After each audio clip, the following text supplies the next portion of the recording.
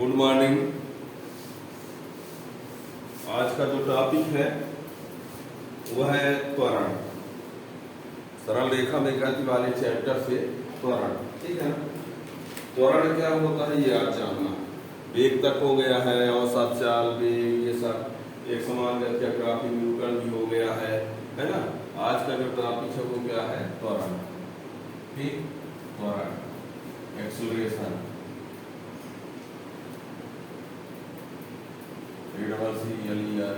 Acceleration, त्वरण। त्वरण क्या होता है? त्वरण का मतलब होता है वेग में परिवर्तन होना। त्वरण का मीन्स क्या होता है? वेग में परिवर्तन, ठीक है ना। यदि कोई वस्तु गतिमान है और गतिमान है, उसके वेग में परिवर्तन हो रहा है, और परिवर्तन हो रहा है तो इसका मतलब है कि उसमें त्वरण हो रहा है, ठीक है ना। और परिवर्तन होने का मतलब होता है या तो वेग बढ़े अथवा घटे। यदि एक समान वेग से चलेगा तो इसका मतलब उसमें कोई त्वरण नहीं है। जैसे मान लीजिए कोई एक्सीलेटर को फिक्स कर ले, उससे ज्यादा कम ना हो, तो इसका मतलब है कि उसमें कोई त्वरण नहीं है। और यदि कहीं कम हो रहा है, कहीं अधिक हो रहा है, तो इसका मतलब है कि त्वरण हो रहा है, ठीक है ना। जो गाड़ी के एक्सीलेटर बना वो त्वरण से आया, मतलब एक्सीलरेशन से, है ना। एक्सीलेटर का मतलब होता है वेग में परिवर्तन करने वाला। एक्सीलेटर का मीन्स किससे है? वेग में परिवर्तन करने वाला, ठीक है ना।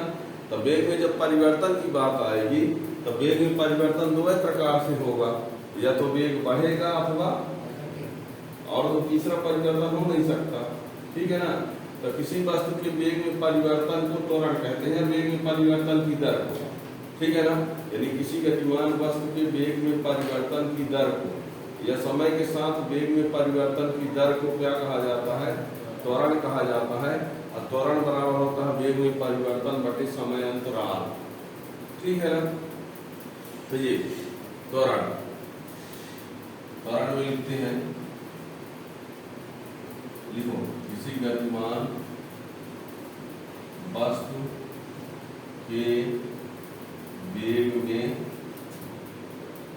परिवर्तन की दर को त्वरण कहते हैं। किसी वस्तु के, किसी गतिमान वस्तु के वेग में परिवर्तन की दर को त्वरण कहते हैं। इसे ऐसे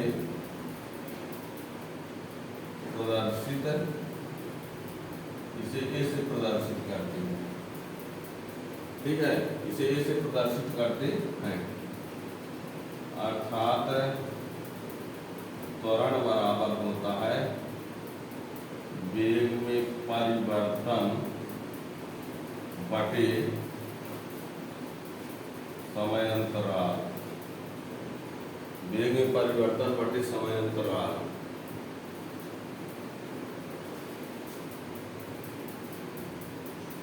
मान लिया किसी गतिमान वस्तु का t1 समय पर वेग v1 है तथा t2 समय पर वेग v2 है। तो मान लिया किसी गतिमान वस्तु का t1 समय पर वेग v1 है तथा t2 समय पर वेग v2 है, तो त्वरण ए बराबर वेग में परिवर्तन। वेग में परिवर्तन का मतलब होता है अंतिम वेग माइनस v2 माइनस v1 अपान समय अंतराल t2 माइनस v1, या इसी को लिख सकते हैं डेल्टा v बटे डेल्टा t, डेल्टा v बटे डेल्टा t। ये यदि डेल्टा t टेंस टू 0, यदि डेल्टा t का मान जो है बहुत कम है, यदि डेल्टा t का मान बहुत कम है, तो a बराबर dv अपान dt।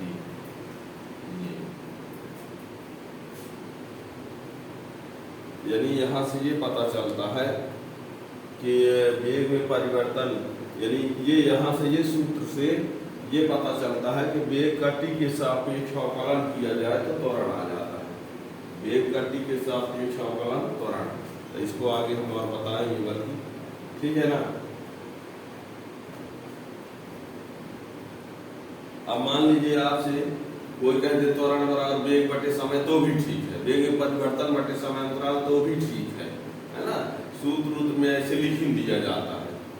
वैसे वास्तव में क्या होता है, वेग में परिवर्तन होना चाहिए और वेग बटे समय को भी त्वरण कह दिया जाता है, ठीक है ना। तो हो गया इतना। अब त्वरण का मात्रक क्या होगा,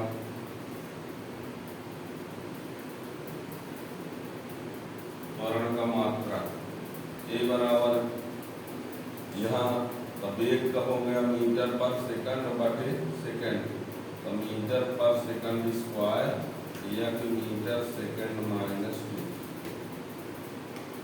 ये देखिए त्वरण बराबर वेग बटे समय ना हुआ, तो वेग मीटर पर सेकंड वेग का हो गया।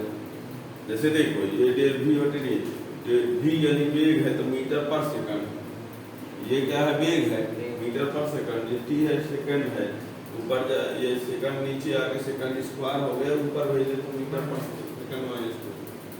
v सूत्र इसका क्या होगा, v सूत्र m0 t माइनस 2। यह एक सदिश राशि, यह एक सदिश राशि है, इसकी दिशा वेग की दिशा हो, दिशा में हो,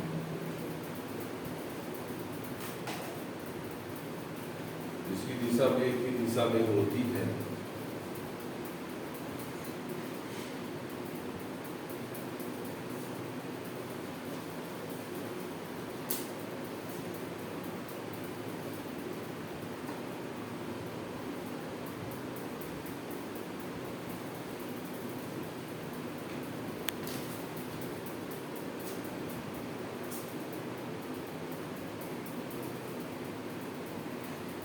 हो गया, इसकी दिशा वेग की दिशा में होती है।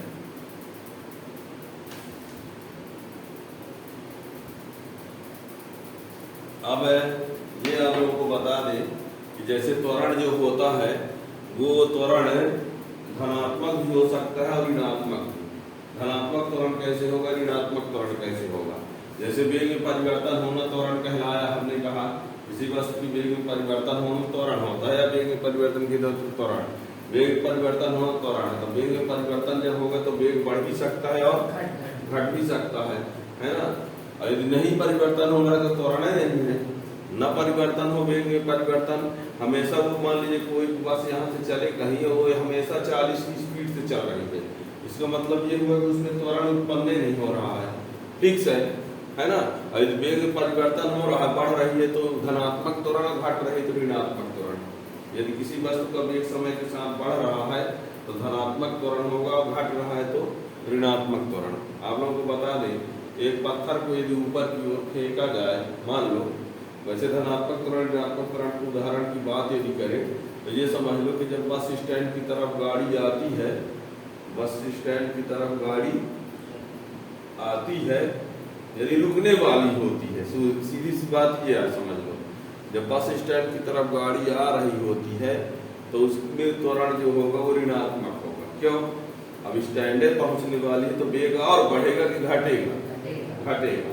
और जब बस स्टैंड से गाड़ी चलने वाली होती है तो धनात्मक त्वरण, है ना। वो बात अलग है, वो बात अलग है कि कोई स्टार्ट में और स्टैंड पहुंचने वाली है बहुत तेजी से भगा दे, हैं, तो हम उसकी बात नहीं करते हैं। जो प्राय आप देखेंगे कि रुकने की केस की बात करो, यदि रुकने वाली होती है तो ऋणात्मक त्वरण, और चलने वाली यदि होती है तो धनात्मक त्वरण। ये है बढ़ने घटने से मतलब समझ लो आप। हाँ, तो हम ये बोल रहे थे कि एक पत्थर को यदि ऊपर की तरफ फेंका जाए तो जब वो पत्थर ऊपर की ओर जाता है तो जैसे जैसे जाता है उसका वेग घटता जाता है, जैसे जैसे ऊपर जाता है उसका वेग घटता जाता है। यहाँ तक कि एक ऐसी स्थिति आती है कि वेग शून्य भी हो जाता है। और जब वेग शून्य हो जाता है इसके बाद वो वापस लौटना शुरू होता है, ठीक है ना। तो जब बस ऊपर जाती तो वेग हमेशा धीरे धीरे घटता जाता है, तो जाते समय जो त्वरण होगा वो क्या होगा, ऋणात्मक त्वरण होगा। और वापस आते समय जब वस्तु वहां से आती है तो उसका वेग बढ़ता जाता है, तो वो त्वरण क्या होगा, धनात्मक त्वरण, है ना।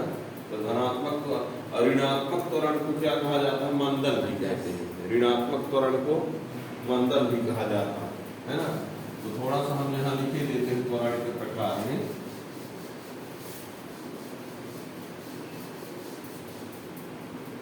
यहाँ ये समझ लेना बस, यानी हमने ये कहा त्वरण में एक क्या बोला, धनात्मक त्वरण, और दूसरा क्या बोला, ऋणात्मक त्वरण, है ना। धनात्मक त्वरण को हमने ये कहा कि समय के साथ वेग बढ़ता जाता है, और इसमें समय के साथ वेग घटता जाता है, ठीक है ना। इसे मंदन भी कहा जाता है, ध्यान देना, इसे मंदन भी कहा जाता है। किसको, हाँ, इसे मंदन भी कहा जाता है। समय के साथ वेग घटता जाता है ना।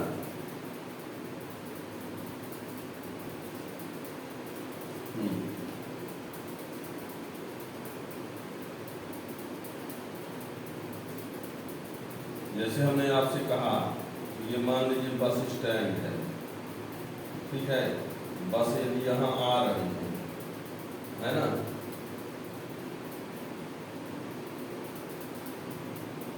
बस का आना और बस का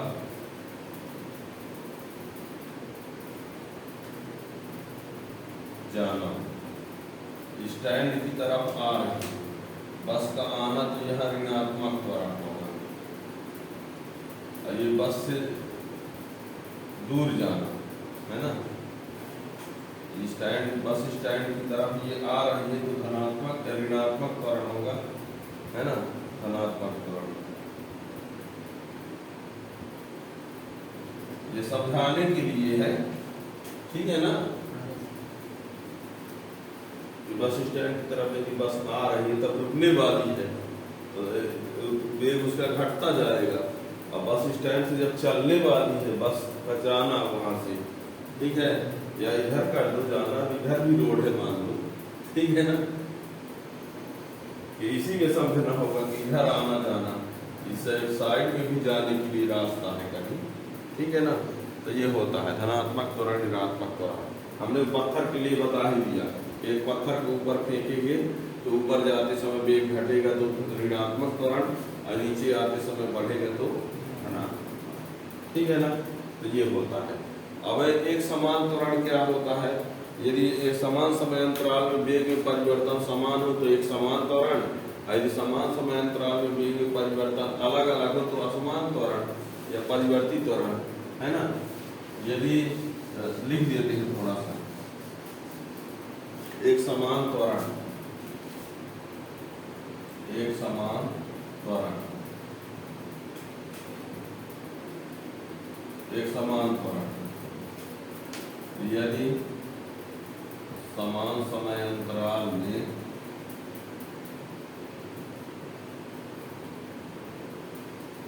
वस्तु के वेग में परिवर्तन समान होता है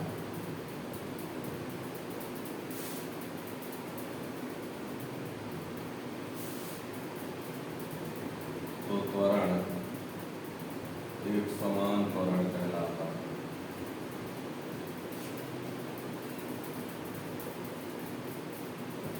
ठीक है, जैसे मान लीजिए यदि हम गणना करें यहां से 10 मिनट, 15 मिनट, 20 सेकंड में बात करें 25, 30,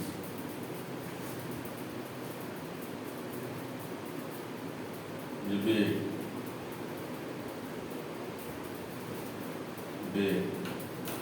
और ये समय 1 2 3 4 5।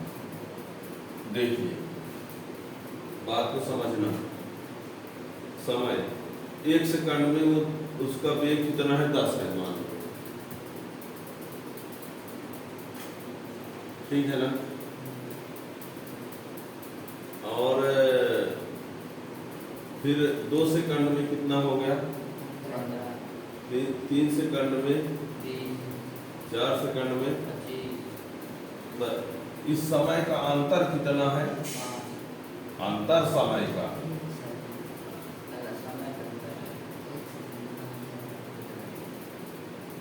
एक, इसमें भी एक, इसमें भी एक, इसमें भी एक है।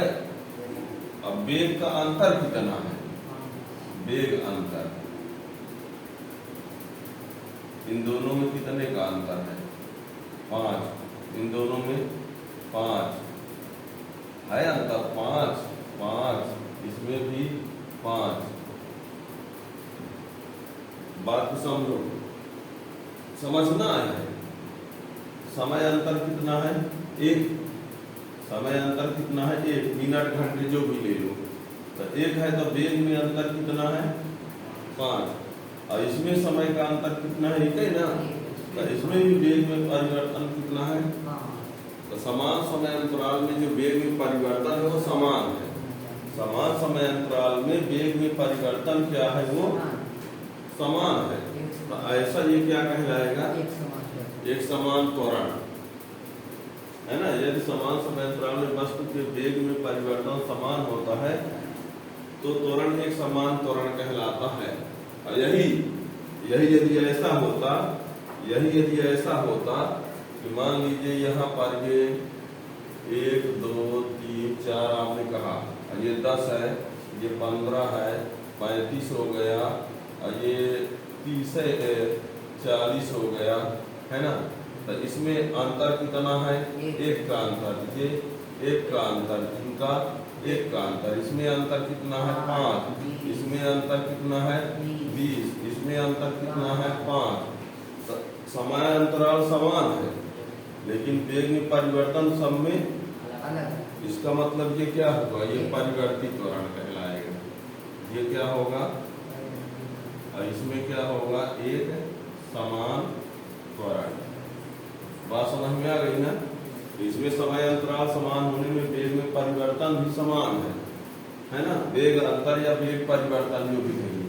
और इसमें समय अंतराल क्या है, समान है, अब वेग में परिवर्तन जो है वो क्या है, ठीक है, अलग अलग है। ये समय परिवर्तन, ये वेग अंतर है। बात समझ में आ गई ना क्या कह रहे हैं, तो ठीक है ना। तो ये एक समान त्वरण, परिवर्तित त्वरण क्या होगा, वही लिख देते हैं, लिखने में क्या जाता है, असमान त्वरण या परिवर्तित त्वरण।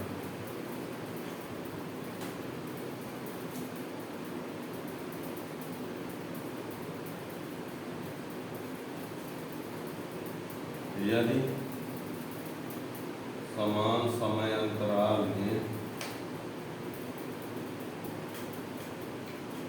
वस्तु के वेग में परिवर्तन, यदि समान समय अंतराल में वस्तु के वेग में परिवर्तन भिन्न भिन्न होता है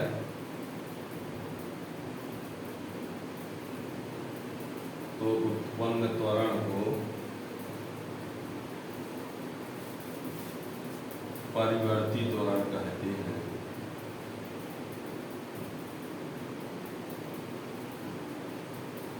यदि समान समय अंतराल में वस्तु के वेग में परिवर्तन भिन्न भिन्न होता है तो उत्पन्न त्वरण को परिवर्तित त्वरण कहते हैं, ठीक है ना। अब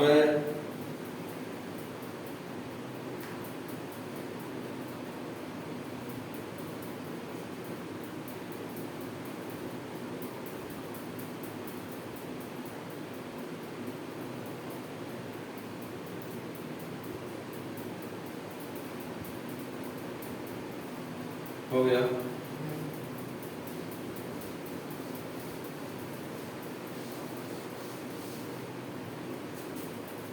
अब ये बता दें, एक समान त्वरित गति, एक समान त्वरित गति का ग्राफीय निरूपण, एक समान त्वरित गति का ग्राफीय निरूपण। इसके लिए आप लोगों को जल्दी सुनना है, बहुत ज़्यादा उसमें, तो इसको हम एक समान त्वरित गति का ग्राफीय निरूपण, इसको आपने एक समान गति का ग्राफीय निरूपण पढ़ा है, एक समान गति का ग्राफीय निरूपण पढ़े थे, ये हमने पहले बताया है ना। तो एक समान गति का ग्राफीय निरूपण ये पहले पढ़ा जा चुका है। तो इसमें जो ग्राफ था, याद आ गई बातें हैं। तो इसमें एक ग्राफ था वेग समय ग्राफ, क्या था? वेग समय ग्राफ, और दूसरा क्या था? स्थिति समय ग्राफ, उसमें आपने ये पढ़ा था, ठीक है। और जब इसमें पढ़ेंगे, इसमें तो इसमें आपको 3 पढ़ना पड़ेगा। एक पढ़ना पड़ेगा त्वरण समय ग्राफ, और दूसरा क्या पढ़ना पड़ेगा? वेग समय ग्राफ, और एक पढ़ना पड़ेगा स्थिति समय ग्राफ। याद करिए, त्वरण समय ग्राफ। अब एक समान त्वरित गति की बात करेंगे। एक समान त्वरित गति मतलब त्वरण हर समय क्या रहेगा? एक समान रहेगा। तो जब त्वरण एक समान रहेगा हर समय, तो जब मतलब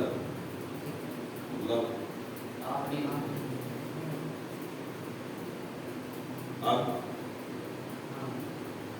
तो देखिए, तो त्वरण समय ग्राफ में क्या करना पड़ेगा कि एक समान त्वरित गति की बात कर रहे हैं, तो त्वरण तो हमेशा समान रहेगा, टाइम अलग अलग भले होगा पर त्वरण हर समय समान।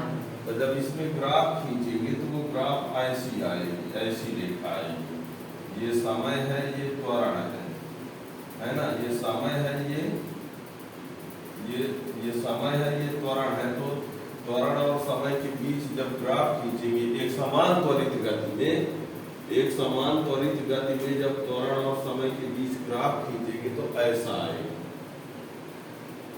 ठीक है। अब इसमें अब टाइम के साथ साथ वेग तो बदलेगा ना, वेग अब ये है कि कुछ टाइम बाद ये होगा, कुछ टाइम ये होगा, तब ना उनका अंतर एक समान रहेगा। तो ये इस प्रकार जो ग्राफ आएगा वो वेग और समय के बीच ग्राफ ये आएगा, और इसमें देखा जाएगा तो ऐसा कुछ ग्राफ आएगा।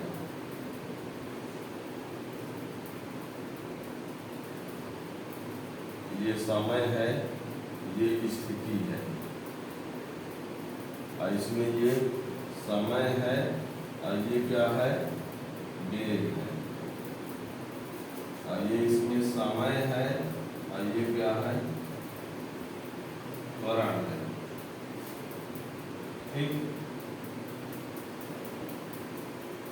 ये चित्र बना लीजिए। और उस वाले में आपने देखा था कि इसमें वेग, ये समय और ये क्या था? वेग। तो ये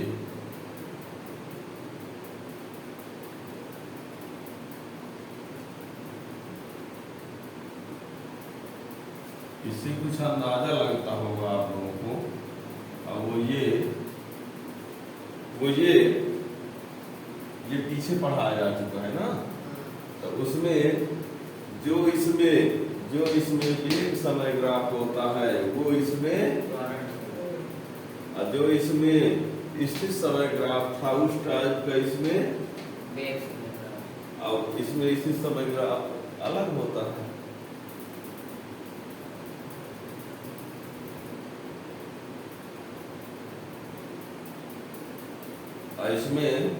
इसमें आपने जब पढ़ा था तब भी इक्वल टू tan थीटा पढ़ा था, और इसमें आपको बता दें A equal to tan theta पढ़ने को मिलेगा।